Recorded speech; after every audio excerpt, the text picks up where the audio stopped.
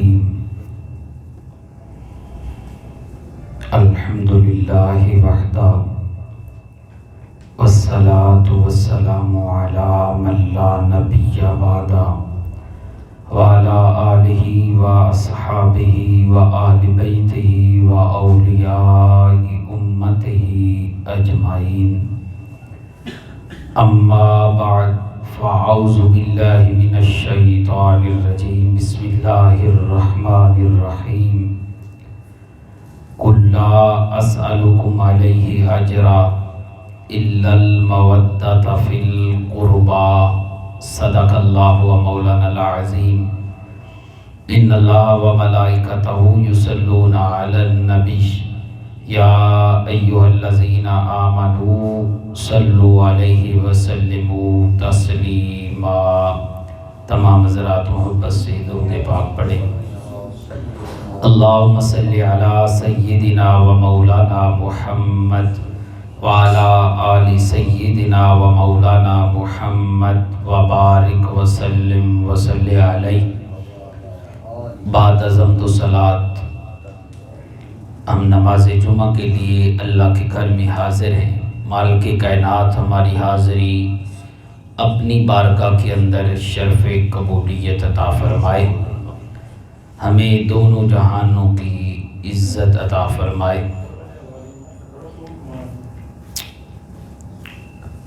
حضرات گرامی، محرم شریف کا مقدس مہینہ جاری و ساری ہے۔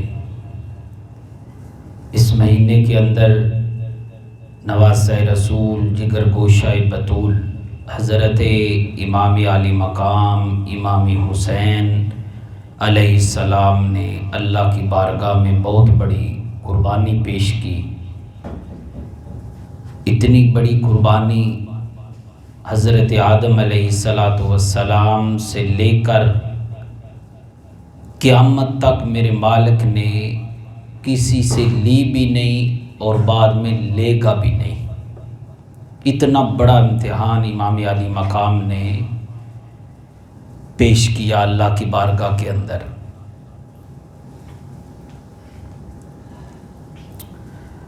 اس جمعہ پر اہل بیت کی عظمت، ان کی فضیلت، ان کا مقام جو اللہ کی بارگاہ کے اندر، رسول اللہ کی بارگاہ کے اندر ہے، وہ عرض کروں گا۔ اگلے جمعوں پہ کربلا کا تذکرہ، کیوں پتہ چلے کہ جن ہستیوں سے اللہ نے امتحان لیا ہے وہ کتنی بڑی ہستیاں تھیں، ان کا اللہ کی بارگاہ کے اندر، رسول اللہ کی بارگاہ کے اندر کیا مقام تھا۔ حضرات گرامی، اللہ رب العالمین نے قرآن مجید کے اندر سورہ شورى ہے، اس آیہ کریمہ کے اندر اللہ کریم نے اپنے محبوب کو حکم دیا،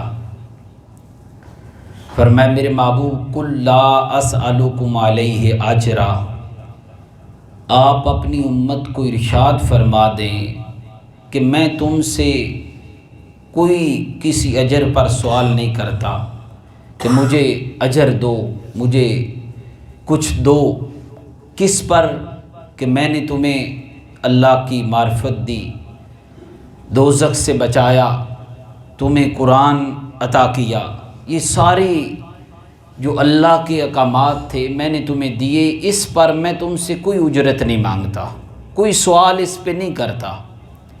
کتنی مشکلات برداشت میں نے کی اور تمہیں اللہ کا عرفان دیا۔ کبھی اوکاز کی منڈی، میلوں کے اندر جا کر تمہیں تبلیغ کی، تم میری باتیں نہیں سنتے تھے۔ بدر میں جا کر غزوات میں مشرکین سے لڑا انہیں حق بات پہنچانے کے لیے۔ طیف کے بازاروں میں میں نے مار کھائی دین کی سربلندی کے لیے، تمہیں رب کا پیغام پہنچانے کے لیے، لیکن یہ سارے معاملات میں میں تم سے کوئی اجر نہیں مانگتا، لیکن ایک چیز کا سوال کرتا ہوں۔ یا رسول اللہ کیا ہے وہ چیز؟ ان سارے معاملات پہ چاہتے تو کہہ سکتے تھے، کوئی اجر مانگ سکتے تھے، کوئی ڈیمانڈ کر سکتے تھے، لیکن آپ نے نہیں ڈیمانڈ کی۔ ڈیمانڈ جب کی تو فرمایا الا المودۃ فی القربا، کہ میں تم سے ایک چیز مانگتا ہوں کہ تم میری اہل بیت سے محبت کرنا، میری آل سے محبت کرنا۔ اب یہاں پہ اس آیت پہ غور کرے نا، اللہ نے فرمایا الا المودۃ فی القربا، میری اہل بیت سے مودت کرنا، میم وا دال تا مودت، یہ 4 لفظ بنتے ہیں۔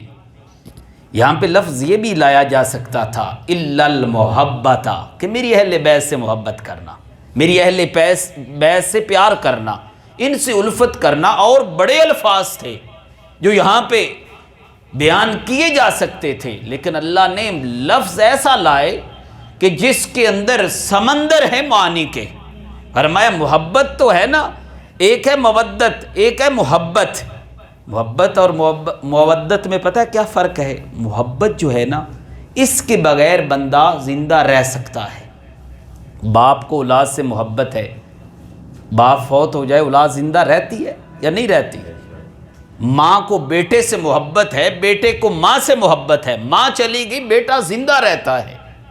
بھائی کو بہن سے محبت ہے، بہن چلی گئی بھائی زندہ ہے، بھائی چلا گیا بہن زندہ ہے۔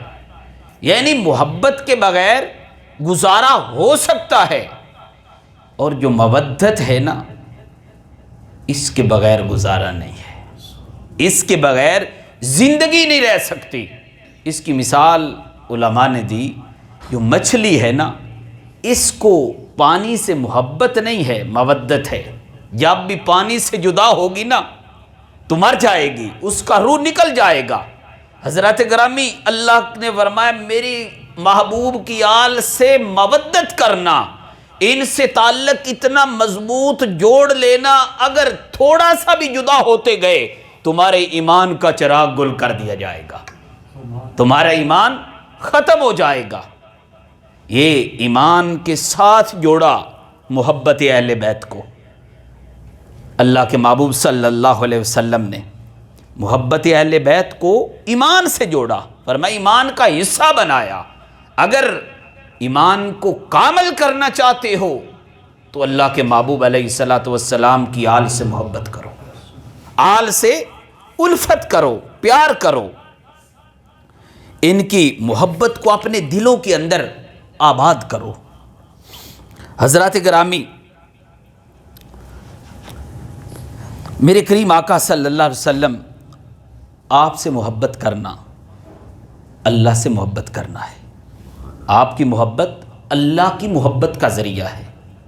تو میرے کریم آقا صلی اللہ علیہ وسلم نے امام حسین علیہ السلام کے بارے میں پتہ کیا فرمایا؟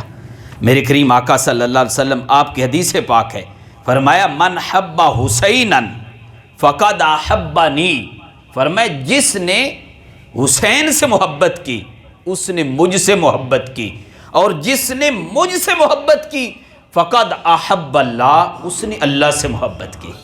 یعنی حسین جو ہے امام عالی مقام کی جو ذات ہے، یہ محبت مصطفیٰ کا ذریعہ بھی ہے اور محبت خدا کا بھی ذریعہ ہے۔ پھر میرے کریم آقا صلی اللہ علیہ وسلم، آپ نے فرمایا بندے کے اعمال کے اندر سب کچھ ہونا، اگر حب اہل بیت نہیں ہے، نمازیں بڑی ہیں، روزے بڑے ہیں، حج بڑا ہے، زکوٰۃ دینا بڑا ہے، سب کچھ ہے، حب اہل بیت نہیں ہے، ان 4 نفوس قدسیہ، 5 تن جنہیں کہتے ہیں، ان سے مراد رسول اللہ کی ذات، مولا مرتضیٰ کی ذات، تیسرے نمبر پہ سیدہ کائنات کی ذات، چوتھے نمبر پہ امام حسن مجتبیٰ، 5ویں نمبر پہ امام حسین شہید کربلا۔ ان کو 5 تن کہتے ہیں۔ اللہ رب العالمین نے فرمایا کہ تمہارے نامہ اعمال میں سارا کچھ ہوا لیکن حب اہل بیت نہ ہوئی۔ میرے رب نے فرمایا قسم ہے مجھے اپنی ربوبیت کی، فرمایا میں جو میرے محبوب کی اہل بیت سے ظلم کرے گا، بغض رکھے گا، فرمایا میں اس بندے پہ جنت کو حرام قرار دے رہا ہوں، وہ جنت اس پہ حرام ہو گئی، وہ جنت میں نہیں جا سکے گا۔ حضرات گرامی، دل جو ہے نا، جوڑیں محبت اہل بیت سے، ان سے تعلق مضبوط کریں۔ حضرت شیخ سعدی رحمۃ اللہ علیہ، آپ نے اپنے اعمال دیکھے نا، ساروں نمازوں کو، روزوں کو، بہت بڑے اللہ کے ولی بھی تھے اور عالم دین بھی تھے شیخ سعدی رحمۃ اللہ علیہ۔ آپ نے نا سارا غور کیا تو رو پڑے، سب ہر طرف سے جب مایوسی ہوئی نا کہ نمازیں وہ خشوع و خضوع نہیں، اس کے اندر جو ہونی چاہیے تھی، اللہ کی بارگاہ میں جھکنے کا جو معاملہ تھا، وہ جو تھا، اگر خشوع و خضوع دیکھا جائے اس پائے کی نماز ہماری نہیں۔ صدقہ و خیرات کا معاملہ دیکھیں، ریاکاری آ گئی، معاملات کے اندر مختلف معاملات ایسے ہوئے، آپ رو پڑے۔ آپ نے ایک شعر لکھا، اکثر آپ سنتے رہتے ہیں، دعا مانگی جاتی ہے، یہ شیخ سعدی رحمۃ اللہ علیہ کا شعر ہے۔ آپ نے دعا مانگی، کیا دعا کی؟ آپ کہتے ہیں الہی بحق بنی فاطمہ کہ بر قول ایماں کنی خاتمہ، کہتے ہیں کہ اے اللہ تیری بارگاہ کے اندر میں سیدہ زہرا کی اولاد کا صدقہ پیش کرتا ہوں، وسیلہ پیش کرتا ہوں، کیا کرے اے شیخ سعدی، کیا ہو؟ فرمایا کہ باری تعالیٰ جب میں مرنے لگوں، اس جہان کو چھوڑ کر جانے لگوں نا، میرا جو خاتمہ ہے نا وہ ایمان پہ کر دینا۔ اب واسطہ سیدہ زہرا کی اولاد کا، حسن حسین کا، امام سعدی رحمۃ اللہ علیہ نے پیش کیا۔ آگے پتہ کیا کہتے ہیں؟ اگر دعوتاً رد کنی ور قبول، اے اللہ میں یہ عرض کر رہا ہوں، تیری مرضی ہے، تو بے نیاز ہے، چاہے قبول کرے یا نہ کرے، چاہے رد کر دے چاہے تو قبول کر لے، تیری مرضی، تو بے نیاز تو ہوا۔ لیکن باری تعالیٰ آگے کیا فرماتے ہیں؟ منو دست و دامانے آل رسول، لیکن اے اللہ تیری مرضی ہے، تو رد کرے یا قبول کر لے میری دعا کو، لیکن میں جو نا اہل بیت کے دامن سے اپنے آپ کو لپیٹا ہوا ہے، میرا تعلق جو ہے نا وہ اہل بیت سے ہے، تو آگے باری تعالیٰ تیری مرضی ہے۔ تو آپ کو یقین تھا جن کے ہاتھوں میں اہل بیت کا دامن ہوتا ہے نا، اللہ رب العالمین انہیں کبھی بھی مایوس نہیں کرتا، انہیں کبھی بھی میرا رب رد نہیں کرتا۔ کیوں نہیں رد کرتا؟ حضرات گرامی، حضرت عبداللہ ابن عباس رضی اللہ تعالیٰ عنہ راوی ہیں اس حدیث کے، اور یہ حدیث پاک ترمذی شریف کے اندر صفحہ نمبر 343 ہے، اور مستدرک للحاکم کی جلد نمبر 3 ہے اور صفحہ نمبر 158 ہے۔ یہ دونوں کتابوں کے اندر حدیث پاک موجود ہے۔ میرے کریم آقا صلی اللہ علیہ وسلم نے فرمایا کہ اللہ سے محبت کرو۔ اب 3 باتوں کا حکم دیا، فرمایا اللہ سے محبت کرو۔ اس کی وجہ یہ ہے کہ رب نے تمہیں نعمتیں دی، تمہیں پالا، تمہیں زندگی دی، تمہیں اتنی نعمتوں سے نوازا ہے، اللہ رب العالمین سے محبت کیا کرو۔ فرمایا دوسرے نمبر پہ فرمایا مجھ سے محبت کیا کرو۔ کیوں؟ میں اللہ کا نبی ہوں، میں اللہ کا محبوب ہوں، میرے لیے، میرے ساتھ اس لیے محبت کرو۔ اور تیسرے نمبر پہ فرمایا میری آل اہل بیت سے محبت کرو۔ فرمایا اس کی وجہ یہ ہے کہ یہ عام اہل بیت نہیں ہے، عام کسی گھر والے کے یہ فرد نہیں ہے، عام گھرانے سے ان کا تعلق نہیں ہے، فرمایا ان کا تعلق مصطفیٰ کی آل سے ہے، اس لیے ان سے محبت کرو۔ دوسری حدیث پاک میرے کریم آقا صلی اللہ علیہ وسلم نے امت کو فرمایا کہ اپنی اولاد کو کچھ تعلیم دیا کرو۔ یا رسول اللہ کس چیز کی تعلیم دے؟ اب تعلیم توجہ سے سنیے گا، اہل بیت کی محبت، ان سے تعلق کتنا ضروری ہے۔ فرمایا کہ اپنے بچوں کو نا سبق دیا کرو، یہ اچھا طریقہ ہے، گھر بٹھا کے انہیں سمجھانا، ان کو سبق دینا، اچھی باتیں بتانا، یہ بہت اچھا عمل ہے۔ اللہ کے محبوب سے پوچھا گیا یا رسول اللہ کس چیز کی تعلیم دی جائے؟ فرمایا سب سے پہلے انہیں میری محبت سکھاؤ، انہیں میری محبت سکھاؤ، اس کے بعد میری اہل بیت کی محبت انہیں سکھاؤ۔ میری محبت، میری اہل بیت کی محبت ان کے کانوں میں رات سوتے ہوئے، انہیں بیٹھتے ہوئے، جاگتے ہوئے، ان کی تعلیم کے اندر یہ جو تمہاری طرف سے تعلیم ہونی چاہیے نا، اللہ کے محبوب فرماتے ہیں وہ میری محبت کا درس دو اور میری اہل بیت، میری آل کی محبت کا درس دو۔ اور تیسرے نمبر پہ فرمایا قرآن کی تعلیم انہیں دو۔ یہ تین چیزیں، اب دو چیزیں بڑی خاص توجہ کی طالب ہیں۔ فرمایا میری اہل بیت سے محبت اور میرے قرآن کی تعلیم، یعنی قرآن اور اہل بیت کو اس جگہ پہ جوڑا۔ فرمایا قرآن، اب دوسری جو آگے روایت آ رہی ہے نا اس پہ غور کرنا ہے اور اس چیز کو ذہن کے اندر رکھنا ہے۔ میرے کریم آقا نے فرمایا کہ میری محبت، میری آل کی محبت اور قرآن کی تعلیم اپنی اولاد کو سکھایا کرو۔ آگے روایت جو ہے نا میرے کریم آقا کا فرمان السوائق المورکہ کے اندر موجود ہے۔ میرے کریم آقا صلی اللہ علیہ وسلم فرمانے لگے میری امت میں تم میں دو چیزیں، بڑی وزنی دو چیزیں چھوڑ کے جا رہا ہوں، دو وزنی چیزیں چھوڑ کے جا رہا ہوں۔ یا رسول اللہ کیا؟ وزنی لفظ یعنی اہمیت کو بیان کیا، ورنہ دیکھا جائے تو کوئی وزنی نہیں ہے، اور اس کو اہمیت کو بیان کرنے کے لیے کہ امت کے ذہنوں کے اندر یہ بات نقش ہو جائے کہ جو چیزیں ذکر آ رہا ہے نا جن کا، وہ بہت قیمتی ہیں، بہت اعلیٰ ہیں، بڑی اہمیت کی حامل ہیں۔ یا رسول اللہ کون سی دو چیزیں چھوڑ کے جا رہے ہیں؟ فرمایا ایک اللہ کی کتاب قرآن اور دوسری میری اہل بیت۔ دو چیزیں، ایک قرآن اور ایک اہل بیت۔ ادھر فرمایا تعلیم بچوں کو دو تو میری محبت، اہل بیت کی محبت اور قرآن کی تعلیم دو۔ ادھر فرمایا دو چیزیں چھوڑ کے جا رہا ہوں، قیمتی وزنی چیزیں، ایک قرآن اور ایک اہل بیت۔ قرآن جو ہے نا اس کی زمین، آسمان سے زمین کی طرف ایک رسی کی مانند ہے۔ فرمایا اس کو جس نے پکڑ لیا، مضبوطی سے تھام لیا، اس کی نجات ہے، اور جو اہل بیت کا دامن تھام لیتا ہے اس کی بھی نجات ہے۔ اب یہاں پہ غور کریں قرآن اور اہل بیت کو کیوں جوڑا؟ قرآن اتنی بڑی کتاب ہے، وَلَا رَطْبٍ وَلَا يَابِسٍ إِلَّا فِي كِتَابٍ مُبِينٍ۔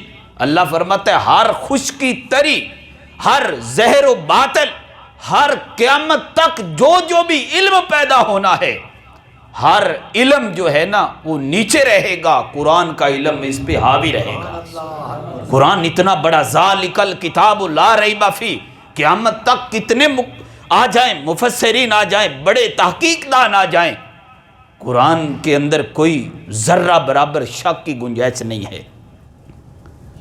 حضرت جنید بغدادی رحمۃ اللہ علیہ، آپ نے نا اپنے ایک مرید کو صندوق دیا، کہا یہ لو اسے دریائے دجلہ میں پھینک کے آ جاؤ۔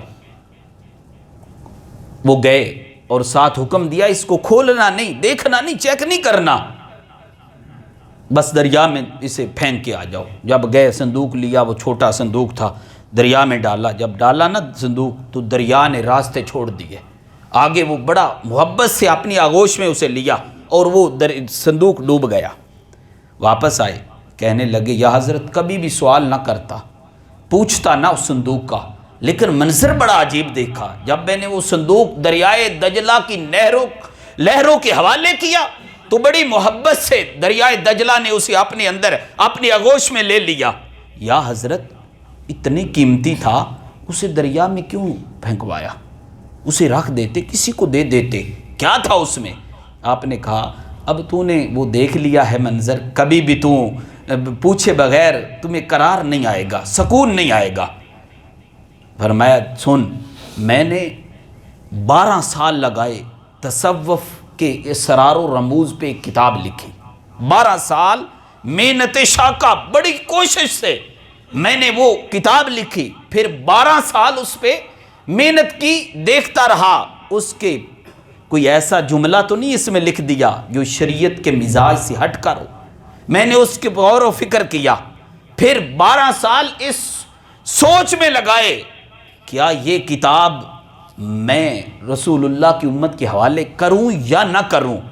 اب 36 سال گزر گئے، میں جنید بغدادی اس مقام پہ پہنچا ہوں، اس نتیجے پہ پہنچا ہوں کہ قرآن کے ہوتے ہوئے جنید کی کسی کتاب کی امت محمد کو نہیں ضرورت، یعنی قرآن کے ہوتے ہوئے کسی کتاب کی ضرورت نہیں ہے۔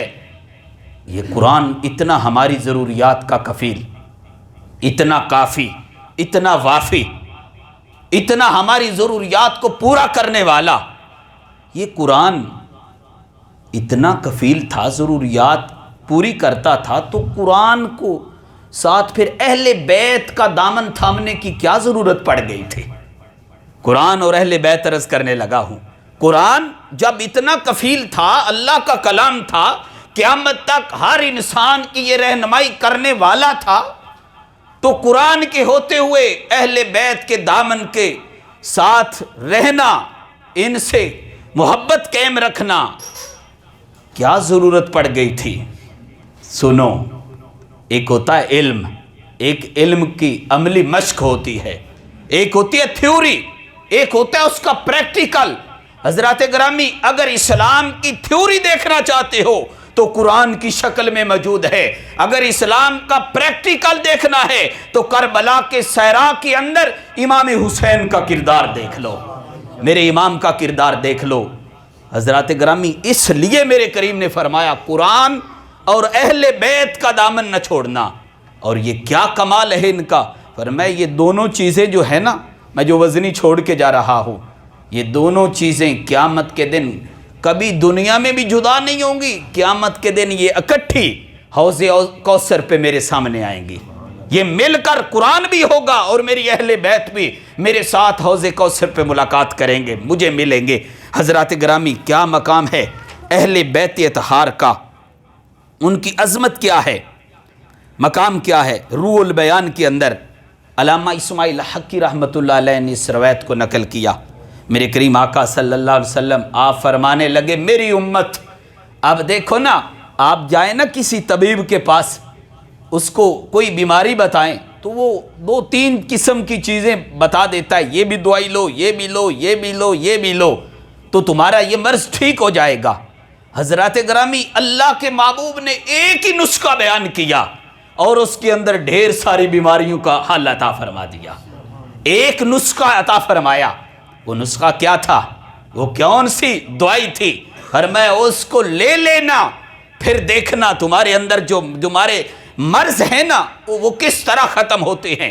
یا رسول اللہ، توکل کی نعمت چاہتے ہیں، توکل آ جائے۔ ان اللہ یحب المتوکلین، اللہ جو ہے نا وہ توکل کرنے والوں کو پسند کرتا ہے، یعنی اللہ کی رضا پہ راضی رہنے والوں کو پسند کرتا ہے۔ یا رسول اللہ، توکل کی نعمت چاہیے۔ فرمایا میری اہل بیت سے محبت کرو، تمہیں توکل مل جائے گا، توکل والے بن جاؤ گے۔ یا رسول اللہ، عذاب قبر سے بچنا چاہتا ہوں، وہ وہاں پہ بڑے بڑے بچھو ہوں گے، بڑے بڑے تکلیف دہ معاملات قبر کے اندر ہوں گے، اب مختلف سوالات آ رہے ہیں۔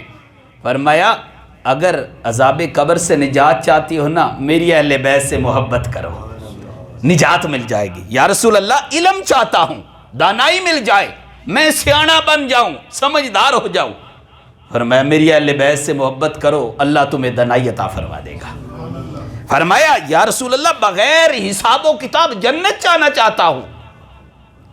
اب سوالات مختلف ہیں اور ان کا جو حل ہے وہ ایک ہی بتایا جا رہا ہے۔ میں یا رسول اللہ، بغیر حساب و کتاب جنت جانا چاہتا ہوں۔ فرمایا جاؤ میری اہل بیت سے محبت کرو، بغیر حساب و کتاب جنت چلے جاؤ گے۔ یا رسول اللہ، دنیا کہتے ہو نا دنیا بھی سخی گزر جائے، آخرت میں بھی سکون ہو۔ یا رسول اللہ، دنیا اور آخرت میں سکون چاہتا ہوں۔ فرمایا میری اہل بیت سے محبت کرو، میری اہل بیت سے پیار کرو۔ حضرات گرامی، ان کا پیار، ان کی محبت، ان سے الفت، میرے کریم، ان کا آپس کیسے میرے کریم آقا نے ان عزتوں سے نوازا، کیا عزت تھی ان کی حمیت کیا ہے۔ میرے کریم آقا حضرت مولا مرتضیٰ اس کے راوی ہیں، مجمع الزوائد کے اندر جلد نمبر 9 ہے، صفحہ نمبر 176 پہ یہ روایت موجود ہے۔ میرے کریم آقا صلی اللہ علیہ وسلم آپ تشریف لائے سیدہ پاک کے گھر، آپ نے اپنی چادر مبارک زمین پہ بچھا کر نا آپ اوپر بیٹھے، سیدہ کائنات کو ساتھ بٹھایا، مولا مرتضیٰ کو، ان دونوں شہزادوں کو، امام حسن مجتبی، امام حسین شہید کربلا کو بٹھا کر نا اللہ کے محبوب نے چاروں کونوں سے اس چادر کو پکڑا اس طرح پکڑ کے اللہ کے محبوب صلی اللہ علیہ وسلم نے اللہ کی بارگاہ میں دعا کی، اے میرے مالک، جس طرح تو مجھ پہ راضی ہے نا، اسی طرح میری یہ اہل بیت ہے، ان سے بھی راضی ہو جا، ان سے بھی راضی ہو جا۔ اب ان کی رضا کے لیے مصطفیٰ دعا کر رہے ہیں۔ اور پھر آگے روایت سنیے گا، میرے کریم آقا صلی اللہ علیہ وسلم نے جب بنو نجار یہودی عیسائی تھے ان سے مباہلہ ہوا، آپ تشریف لائے، گھر سے نکلے نا، یہ بھی روح البیان کے اندر علامہ اسماعیل حقی رحمۃ اللہ علیہ نے اس کو قل تعالوا اس آیہ کریمہ کے تحت لکھا، کہتے ہیں آپ صلی اللہ علیہ وسلم تشریف لائے، آپ کے پیچھے سیدہ کائنات ہے، ان کے پیچھے مولا مرتضیٰ ہیں، اور سائیڈوں پہ ایک سائیڈ پہ حسن ہے، ایک سائیڈ پہ حسین ہے۔ میرے کریم آقا صلی اللہ علیہ وسلم آپ تشریف لائے، عیسائیوں کا وہ پورا جو ان کا وفد تھا سامنے ہے، ان کا جو سردار پادری تھا نا، اس نے دیکھا اتنے نورانی چہرے جن کے چہروں سے نور کی لاٹیں نکل رہی ہے۔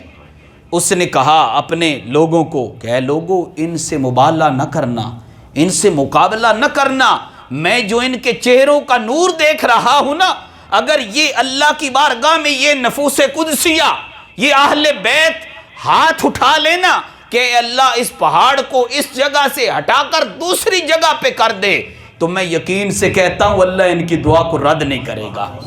اگر انہوں نے اللہ کی بارگاہ میں عرض کر دیا کہ اے اللہ انہیں تباہ کر دے، تو اے عیسائیوں سن لو، قیامت تک کوئی عیسائی پیدا نہیں ہوگا، روئے زمین پر سارے عیسائی وہ ختم ہو جائیں گے، لہٰذا ان کا مقابلہ نہ کرنا۔ حضرات گرامی، پادری گیا، اس نے کہا ہم آپ سے مقابلہ نہیں کر سکتے، ہمیں اپنے دین پہ رہنے دیں، آپ اپنے دین پہ رہیں۔ یہ تعلق، یہ پھر ایت رب نے نازل فرمائی قرآن مجید کے اندر، تیسرا پارہ ہے، جب مبالغے کا کہا نا تو اللہ نے فرمایا محبوب اب لے جانا بھی تھا نا کسی کو ساتھ، اللہ نے فرمایا محبوب قل تعالوا ندعو ابناءنا وابناءکم ونساءنا ونساءکم وانفسنا وانفسکم ثم نبتہل فنجعل لعنت اللہ علی الکاذبین۔ اے میرے مصطفیٰ، گھر سے تم بھی چل، آپ ساتھ سربراہی کر، ساتھ علی کو لے لے، زہرا کو لے لے، اور حسنین کریمین کو لے کر اس پورے نورانی قافلے کے ساتھ نکلو اور ان عیسائیوں سے مباہلہ کرو۔ حضرات گرامی، قرآن بولا، پھر آگے چلیے سورہ رحمان کی طرف۔ سورہ رحمان کے اندر جو آیت ہے نا، مرج البحرین یلتقیان بینہما برزخ لا یبغیان، اللہ نے فرمایا کہ دو دریا فرمایا ملے، مرج البحرین یلتقیان، ان کا آپس کے اندر تعلق بنا۔ حضرت انس بن مالک تفسیر ابن عباس پڑھ لیں، تفسیر خازن پڑھ لیں، مدارج النبوہ پڑھ لیں، جو بھی کتاب اٹھا لیں، حضرت انس بن مالک سے پوچھا گیا یہ جو دو دریا ملے ان سے کیا مراد ہے؟ درمیان میں حجاب ہے، آگے موتیوں کا ظہور ہوا، کیا مطلب ہے ان کا؟ حضرت انس بن مالک کہنے لگے ان کے اندر جو دو دریا آپس میں ملے نا، ان سے مراد حضرت سیدہ کائنات اور علی المرتضیٰ ہیں، اور ان کے اندر جو حجاب ہے وہ رسول اللہ کی ذات ہے، اور جو آگے موتیوں کا ظہور ہوا، بینہما برزخ لا یبغیان، فرمایا ان سے جو آگے موتیوں کا ظہور ہوا نا، لؤلؤ والمرجان، فرمایا ان سے مراد حسن اور حسین کی ذات ہے۔ حضرات گرامی، ان ہستیوں کا مقام 5 تن کا، پھر امام حسین امام عالی مقام رضی اللہ تعالیٰ عنہ کو جو فضیلت حاصل تھی، خاص فضیلت، وہ آخری بات کی طرف آ رہا ہوں۔ میرے کریم آقا صلی اللہ علیہ وسلم نے جو بیان فرمائی شواہد النبوہ کے اندر، ملا جامی رحمۃ اللہ علیہ نے اس کو نقل کیا صفحہ نمبر 305 پہ۔ میرے کریم آقا صلی اللہ علیہ وسلم آپ تشریف فرمائے، ایک طرف حسن ہے، ایک طرف حسین ہے، ایک طرف حضرت ابراہیم رسول اللہ کے نور نظر ہیں۔ میرے کریم آقا صلی اللہ علیہ وسلم کی بارگاہ میں جبریل نے آ کر عرض کی، یا رسول اللہ، اللہ کریم فرماتا ہے کہ ان دونوں شہزادوں میں سے جسے آپ چاہتے ہیں نا رکھ لیں، ایک کو میں واپس بلانا چاہتا ہوں۔ میرے کریم آقا صلی اللہ علیہ وسلم نے دونوں پہ نظر ڈالی، ایک اپنا نور نظر ہے، ایک زہرا کا پتر حسین ہے۔ میرے کریم نے فرمایا میرا اگر بیٹا چلا گیا میں غم کروں گا، مجھے تکلیف ہوگی، اور زہرا کا بیٹا چلا گیا تو اس سے مجھے بھی تکلیف ہوگی اور سیدہ کائنات زہرا پاک کو بھی تکلیف ہوگی۔ آپ نے عرض کیا باری تعالیٰ حسین کو میں رکھ لیتا ہوں، ابراہیم کو واپس بلا لے۔ اب 3 دن گزرے تھے، حضرت ابراہیم کا وصال ہو گیا، آپ تشریف لے گئے، اور جب بھی حضرت محمد مصطفیٰ حسین آتے نا، میرا کریم انہیں چومتا، سینے سے لگاتا اور ساتھ مخاطب کر کے فرماتے لوگو حسین وہ ہے جس پہ میں نے اپنے بیٹے ابراہیم کو قربان کیا ہے۔ اور یہ اتنے لاڈوں سے میرے کریم آقا نے پالا۔ جب پیدائش ہوئی نا آپ کی 4 شعبان المعظم کو آپ دنیا پہ تشریف لائے تو آپ کو پتہ چلا، حضرت فیضہ نے آ کر بتایا یا رسول اللہ، اللہ نے آپ کو نواسا دیا ہے۔ میرے کریم آقا صلی اللہ علیہ وسلم دوڑتے ہوئے گھر گئے اور چوما اور کانوں میں آذان۔ میں کہتا ہوں ہر کوئی بڑے بڑے لوگ قسمت والے ہیں، کوئی کہتا ہے میرے کانوں میں داتا علی اجویری نے اذان دی، میں بڑا قسمت والا ہوں، میرے بچے میں فلاں ولی نے اذان دی، میرے بچے کے کان میں صحابی نے اذان دی۔ میں قربان جاؤں حسین تیرے مقدروں پہ، تیرے کانوں میں کسی عام بشر نے یا عام بندے نے اذان نہیں دی، بلکہ خود اذان والے محمد نے اذان پڑھی۔ میرے کریم آقا نے اذان پڑھی، پھر گھٹی دی گئی۔ گھٹی کیا تھی؟ ہم عموم کے اندر شہد دی جاتی ہے، کوئی میٹھی چیز شیرہ بنا کے دیا جاتا ہے، گھٹی کے طور پہ گڑتی دی جاتی ہے، لیکن حسین کیا گھٹی تھی؟ میرے کریم آقا نے اپنا لعاب دہن مبارک نکالا، حسین کے منہ میں ڈالا، اور پوچھنے والوں نے پوچھا تھا یا رسول اللہ نام؟ فرمایا حسین۔ فرمایا یا رسول اللہ آج تک روئے زمین پہ نام بھی حسین کسی کا نہیں سنا۔ فرمایا یہ عام نام نہیں، یہ اللہ نے جنت میں پہلی دفعہ جنت سے یہ نازل فرمائے ہیں، میں اپنے شہزادوں کے رکھ رہا ہوں۔ پھر ان کی رضا کیا تھی؟ مصطفیٰ راضی نے کتنا رکھنا چاہتے تھے، تفسیر نفسی کے اندر موجود ہے۔ میرے کریم آقا امام حسن مجتبی امام حسین پاک نے تختی لکھی، لکھ کرنا جس طرح مقابلہ ماسٹر صاحب بیٹھے ہیں بچوں میں ہوتا تھا کہ خوش خط کس نے لکھا ہے، اچھا ہینڈ رائٹنگ کس کی اچھی ہے، لکھ کر لائے سیدہ کائنات کی بارگاہ میں۔ فرمایا اماں جان یہ تختیاں لکھ کر لائے ہیں، بتائیں خوش خط کس نے لکھا ہے؟ آپ سوچنے لگ گئی، میں اگر حسن کی کہوں حسین ناراض ہوگا، ان کا دل پریشان ہوگا، اگر حسین کی کہوں حسن کا دل پریشان ہوگا، اور میں یہ تو دونوں کی پریشانی مجھے گوارا نہیں ہے، میں ان دونوں کو پریشان نہیں ہونا دیکھنا چاہتی۔ آپ نے کہا بیٹا میں نہیں فیصلہ کر سکتی، جاؤ اپنے ابا جان مولا مرتضیٰ کے پاس۔ تشریف لے گئے، تختیاں رکھی، انہوں نے وہی جواب دیا۔ اب وہ علی ہے جو اتنا بڑا فیصل ہے، جن کے بارے میں حضرت فاروق اعظم بھی کہتے ہیں کہ اگر مولا مرتضیٰ اس مسئلے میں میری رہنمائی نہ کرتے آج عمر فاروق ہلاک ہو جاتا۔ اتنا بڑا فیصل کہ ایک جھٹکے کے اندر بڑے بڑے فیصلے کر دیتے۔ تختی نہیں بتا سکے کہ کس نے خوبصورت لکھی، فرمایا بیٹا میں بھی نہیں یہ فیصلہ کر سکتا، جاؤ اپنے نانا کی بارگاہ میں لے جاؤ۔ آپ نے اٹھائی تختی، لے کر گئے۔ اب وہی ذہن کے اندر جو فاطمہ زہرا سلام اللہ علیہ کے ذہن میں آیا تھا نا کہ دل ایک کو راضی ہو جائے گا، ایک کے دل میں غم پیدا ہوگا، یہی خیال مولا مرتضیٰ کے ذہن میں آیا، اور یہی خیال تاجدار کائنات کے قلب انور میں آیا۔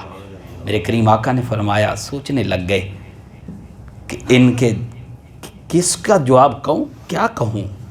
میرے رب نے جبریل کو حکم دیا، اور میں جبریل یا رب جلیل حکم ہو، اور میں جو فیصلہ زہرا نہیں کیا، جو فیصلہ علی نہیں کر رہا، یہ فیصلہ میرا نبی بھی نہیں کرے گا، اور میں جاؤ جا کر بتاؤ کہ اے میرے محبوب ان تختیوں کو زمین پہ رکھ دو، یہ فیصلہ رب ذوالجلال فرمانے والا ہے۔ اب میرے رب نے فیصلہ کیا کیا؟ ارے محبوب ایک سیب جنت سے آئے گا، جس تختی پہ گرے گا نا وہ تختی خوبصورت ہوگی۔